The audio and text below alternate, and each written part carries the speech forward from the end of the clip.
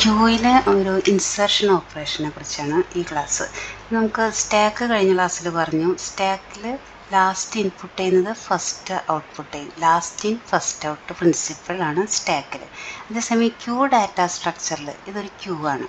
ക്യൂവിൽ ഇൻസർഷൻസ് നടക്കുന്നത് റയർ എൻഡിൽ നിന്നും ഡിലീഷൻ നടക്കുന്നത് ഫ്രണ്ട് എൻഡിൽ നിന്നാണ്. അപ്പോൾ ഫസ്റ്റ് വരുന്നവരാണ് ഫസ്റ്റ് പോകുന്നത്. അപ്പോൾ first in first out FIF. അപ്പോൾ ക്യൂവിൻ്റെ പ്രിൻസിപ്പിൾ എന്ന് പറഞ്ഞാൽ ക്യൂ ഡാറ്റ സ്ട്രക്ചറിൽ first in first out principle. അപ്പോൾ നമുക്കൊരു അൽഗോരിതം എങ്ങനെ എഴുതാൻ നോക്കാം. Insertion algorithm. അപ്പോൾ ഫസ്റ്റ് അൽഗോരിതം എഴുതുമ്പോൾ first step 1 start.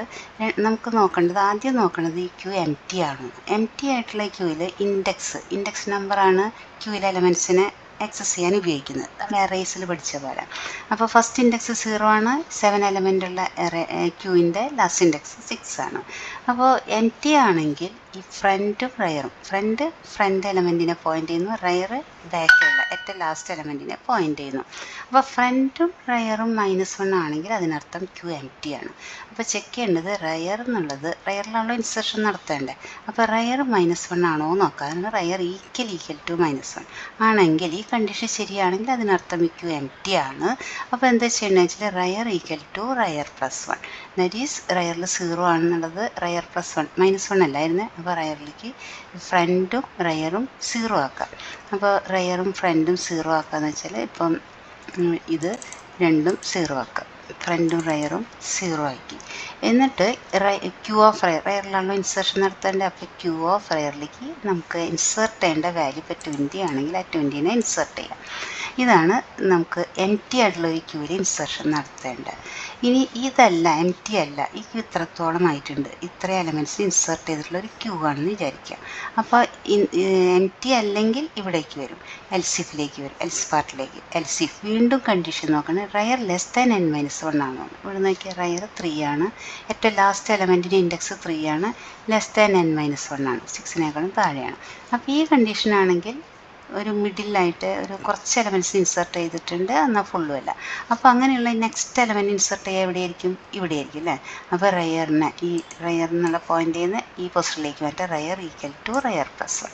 That is rear equal to rear +1. എന്നിട്ട് ക്യൂ ഓഫ് റയറിലേക്ക് നമുക്ക് ഇൻസേർട്ട് ചെയ്യേണ്ട വാല്യൂ. അപ്പോൾ ഇൻസേർട്ട് ചെയ്യേണ്ട വാല്യൂ ഇവിടെ 60 ആണെങ്കിൽ, ആണെന്ന് വിചാരിക്കാം. അപ്പോൾ നമ്മൾ എന്ത് ചെയ്യണം? ക്യൂ ഓഫ് റയറിലേക്ക് വാല്യൂ എന്ന് പറഞ്ഞ വേരിയബിളിൽ ഇൻസേർട്ട് ചെയ്യേണ്ട വാല്യൂ സ്റ്റോർ ചെയ്തിട്ടുണ്ടാവും. ക്യൂ ഓഫ് റയറിലേക്ക് ഈ വാല്യൂവിനെ ഇൻസേർട്ട് ചെയ്യാം. അതുപോലെയാണ്. അപ്പോൾ നമ്മൾ റയർ (n-1) ഈ കണ്ടീഷൻ ഇനി ഇൻസേർട്ട് ചെയ്യണമെങ്കിൽ ഇത് കണ്ടീഷൻ (n-1) ആണ്. നമുക്ക് ഇൻസേർട്ട് ചെയ്യേണ്ട വാല്യൂ 80 ആണെങ്കിൽ ആ 80നെ ഇവിടേക്ക് ഇൻസേർട്ട് ചെയ്യാം. അങ്ങനെ ഇനി അപ്പോൾ ഇങ്ങനെയുള്ള കണ്ടീഷനിൽ റയർ (n-1) ആണെങ്കിൽ റയർ +1 ആക്കുക, ക്യൂ ഓഫ് റയറിലേക്ക് വാല്യൂ ഇൻസേർട്ട് ചെയ്യാം. അപ്പോൾ പക്ഷേ ഈ രണ്ട് കണ്ടീഷനിൽ റയർ എം ടി അല്ല, എന്നാൽ റയർ (n-1) അല്ലാത്ത കണ്ടീഷനാണ് ഇവിടെ എത്തി. റയർ (n-1) അല്ല. (n-1) ആണെങ്കിൽ റയർ 5 ആയിരിക്കും. പക്ഷെ ഇവിടെ എത്തുമ്പോൾ റയർ ഇവിടേക്ക് എത്തി. ഇതിൻ്റെ അർത്ഥം ഈ ക്യൂ ഫുള്ളായിട്ടുണ്ട്. അപ്പോൾ ഒരു ഫുള്ളായിരിക്കുന്ന ഒരു ക്യൂവിൽ നമ്മൾ വീണ്ടും ഇൻസർഷൻ നടത്താൻ ശ്രമിച്ചാൽ വരുന്ന സിറ്റുവേഷനാണ് എന്താ? ക്യൂ ഓവർഫ്ലോ ആവുമല്ലോ. ഇത്രയും കപ്പാസിറ്റി ഉള്ളൂ, വീണ്ടും ഇൻസേർട്ട് ചെയ്യാൻ ശ്രമിച്ചാൽ അത് ഓവർഫ്ലോ ആവും. അപ്പോൾ നമ്മൾ ക്യൂവിലെ ഇൻസർഷൻ അൽഗോരിതം എഴുതുമ്പോൾ ശ്രദ്ധിക്കേണ്ട കാര്യം, ആദ്യം തന്നെ ഈ റയർ എന്നുള്ളത് -1 ആണോ നോക്കാം. -1 ആണെങ്കിൽ നമ്മൾ അതൊരു എം ടി ക്യൂ ആണ്. അപ്പോൾ ഫ്രണ്ടും റയറും 0 ആക്കിയിട്ട് ക്യൂ ഓഫ് റയറിലേക്ക് ആ വാല്യൂവിനെ ഇൻസേർട്ട് ചെയ്യാം. ഇനി അതല്ല, ഇപ്പം ഇങ്ങനെ ഒരു കണ്ടീഷനാണെങ്കിൽ ഇത് റയർ -1 അല്ല, ബട്ട് റയർ (n-1) ആണ് താനും. അങ്ങനെയുള്ള കണ്ടീഷനിൽ റയറിനെ റയർ +1 നെക്സ്റ്റ് പൊസിഷനിലേക്ക് മാറ്റിയിട്ട് ആ പൊസിഷനിലേക്ക് നമുക്ക് ഇൻസേർട്ട് ചെയ്യേണ്ട വാല്യൂവിനെ ഇൻസേർട്ട് ചെയ്യാം. പക്ഷേ ഈ രണ്ട് കണ്ടീഷനും അല്ലെങ്കിൽ അതിനർത്ഥം എന്താ? റയർ (n-1) അല്ല, ഈക്വൽ ടു -1 അല്ല. അങ്ങനെയാണെങ്കിൽ അതിൻ്റെ അർത്ഥം ഇത് ഫുള്ളായിട്ടുള്ളൊരു ക്യൂ ആണ്. വീണ്ടും ഇൻസേർട്ട് ചെയ്യാൻ ശ്രമിച്ചത്, അതാണ് എൽസ് പാർട്ട്. ഈ കണ്ടീഷൻ ശരിയാണെങ്കിൽ ഈ ഭാഗം എക്സിക്യൂട്ട് ചെയ്യും, അതല്ലെങ്കിൽ എൽസിഫിലേക്ക് വരും. എൽസിഫ് ഇതും അല്ലെങ്കിൽ എൽസ് പാർട്ടിലേക്ക് വരും. Print queue overflow. അപ്പോൾ കമ്പ്യൂട്ടർ സയൻസ് എക്സാമിന് ചോദിക്കുന്ന ഒരു ചോദ്യം അണ്ടർഫ്ലോയും ഓവർഫ്ലോയും ചോദിക്കാറുണ്ട്. അപ്പോൾ നിറഞ്ഞിരിക്കുന്ന ഫുള്ളായിരിക്കുന്ന ഒരു സ്റ്റാക്കിലേക്കോ ക്യൂവിലേക്കോ നമ്മൾ ഇൻസേർട്ട് ചെയ്യാൻ ശ്രമിക്കുമ്പോഴാണ് എന്ത് സംഭവിക്കുന്ന സിറ്റുവേഷൻ? ഓവർഫ്ലോ ആവരും.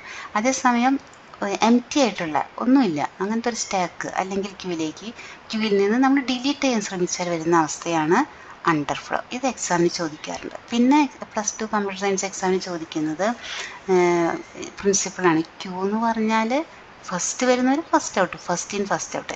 സ്റ്റാക്ക് ആണെങ്കിലോ ലാസ്റ്റ് ഇൻ ഫസ്റ്റ് ഔട്ട്.